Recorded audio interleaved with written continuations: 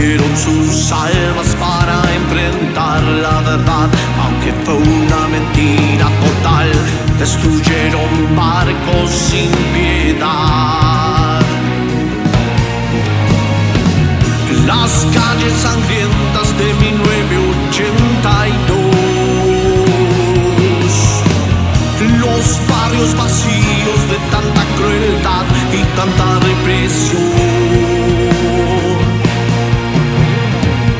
Sigo sintiendo hasta el día de hoy los latidos de mi corazón, destrozados por el ruido de una guerra sin razón.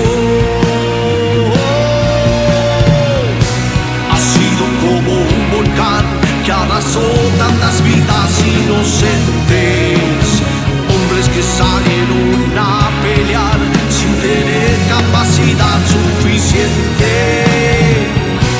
Y gracias a ellos que dieron su vida, que las Malvinas son argentinas.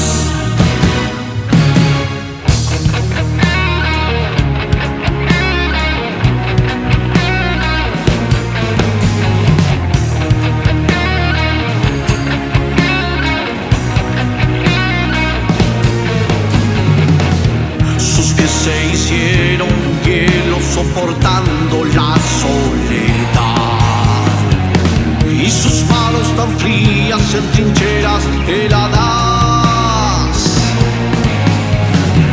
Un país soportando la desidia con sus vidas.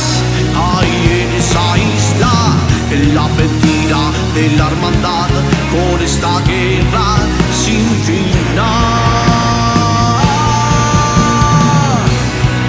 Como un volcán que arrasó tantas vidas inocentes, hombres que salieron a pelear sin tener capacidad suficiente.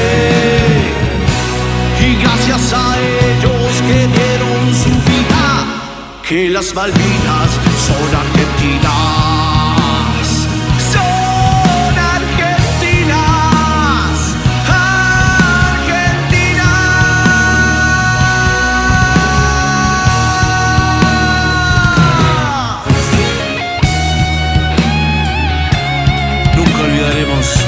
A nuestros héroes de Malvinas.